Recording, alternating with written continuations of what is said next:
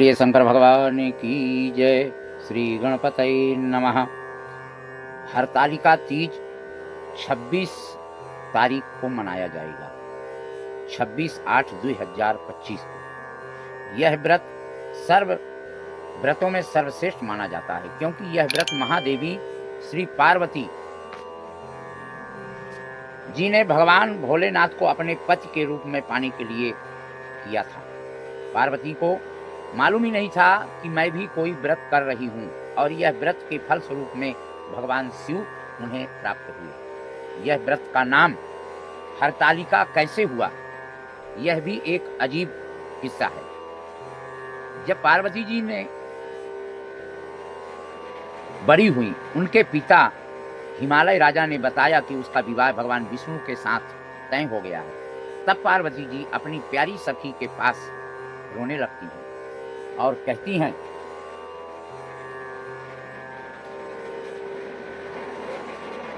सखी, मेरा विवाह विष्णु जी के साथ में हो रहा है, लेकिन मैं करना नहीं चाह रही।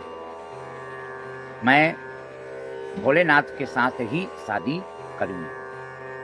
सखी उनको उपाय बताती हैं, और उनकी सखी उनको हया धारण दी कि चिंता मत करो सखी, मैं तुझे ऐसे वन में ले चलूंगी, वहां तेरे पिताजी तुझे नहीं ढूंढ पाएंगे।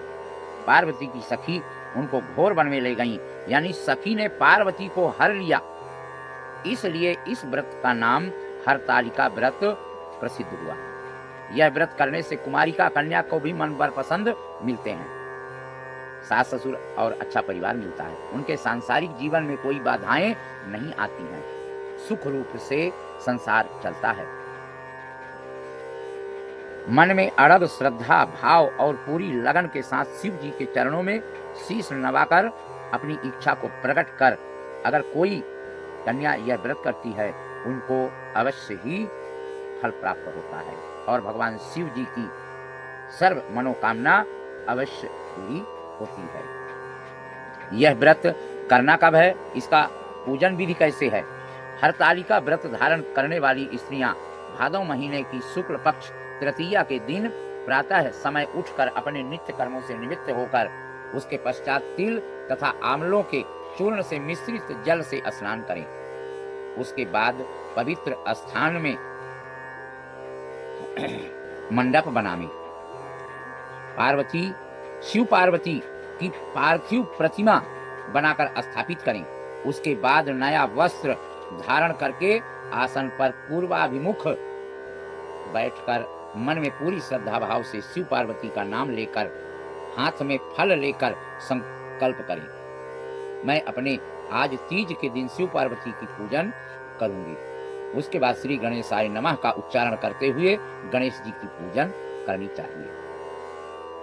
वरुण देवों का आवाहन करके कलश पूजन करें। कलश मुद्रा दिखावें, घंटी बजावें, जिससे राक्षस जैसे असुरी तत्व भाग जाएं और देवता गण का शुभागमन हो जाए। गंध अक्षत लेकर नमस्कार करें।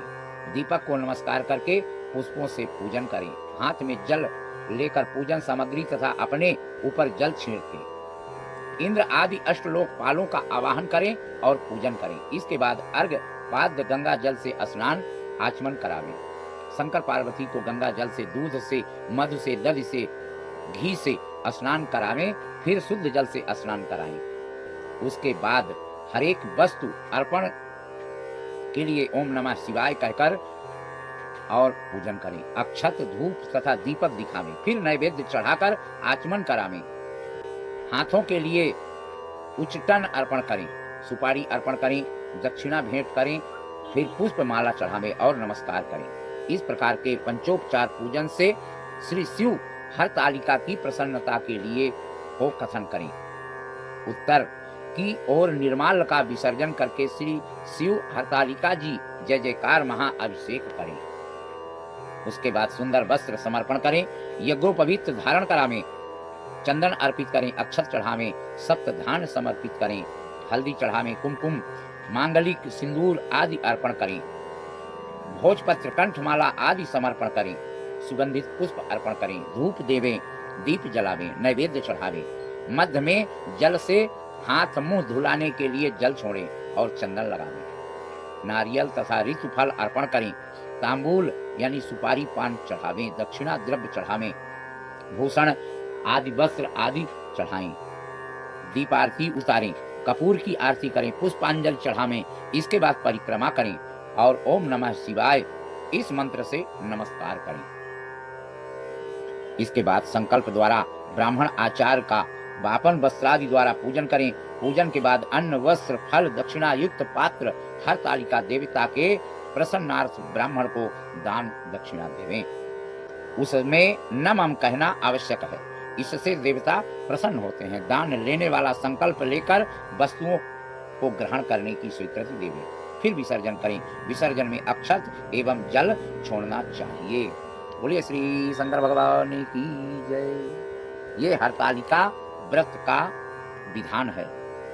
क्यों किया जाता है यह भी मैंने बताया। बोलो उमापति महादेव की जय।